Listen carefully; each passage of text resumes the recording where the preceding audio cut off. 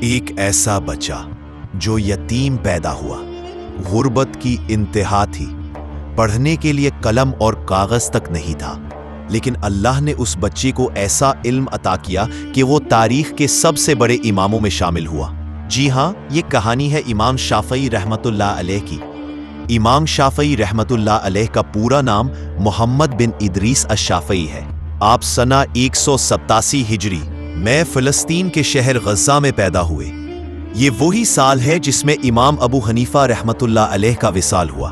آپ کا تعلق قریش قبیلے سے تھا اور نسب رسول اللہ صلی اللہ علیہ وسلم سے جا ملتا ہے۔ آپ کے والد جلدی انتقال کر گئے اور آپ کی والدہ نے آپ کی پرورش بڑی محنت اور قربانی سے کی۔ غربت اس حد تک تھی کہ ابتدائی تعلیم کے لیے بھی وسائل میسر نہ تھے، مگر اللہ نے آپ کو غیر معمولی حافظہ اور ذہانت عطا کی تھی۔ آپ نے قرآن مجید کو 7 سال کی عمر میں حفظ کیا، پھر حدیث اور فقہ کی طرف متوجہ ہوئے۔ آپ کی والدہ نے چاہا کہ آپ کو بڑے بڑے اساتذہ سے علم حاصل کیا۔ امام شافعی نے امام مالک بن انس مصنف موطا کے پاس مدینہ منورہ میں زانوئے تلمس طے کیا۔ موطا امام مالک کو نہ صرف یاد کیا بلکہ براہ راست امام مالک سے پڑھا۔ امام مالک نے آپ کی ذہانت دیکھ کر فرمایا، اللہ تم سے بڑی خدمت لے گا، تمہارا بڑا مقام ہوگا۔ اسی طرح آپ نے امام محمد شاگرد امام ابو حنیفہ سے بھی استفادہ کیا۔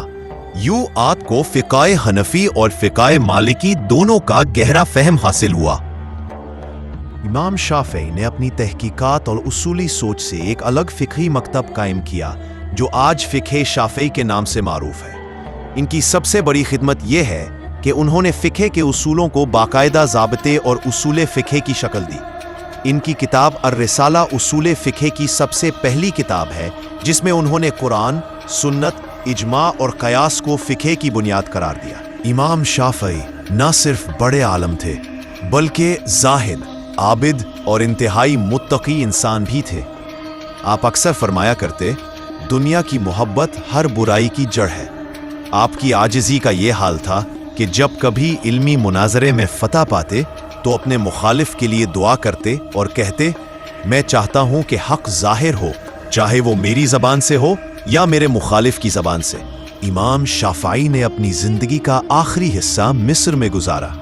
وہیں آپ نے تعلیم دی اور اپنی فقہ کو عام کیا۔ آپ کا وصال 204 ہجری میں ہوا۔ اس وقت آپ کی عمر صرف 54 سال تھی۔ آپ کی قبر آج بھی قاہرہ مصر میں مرجع خلائق ہے۔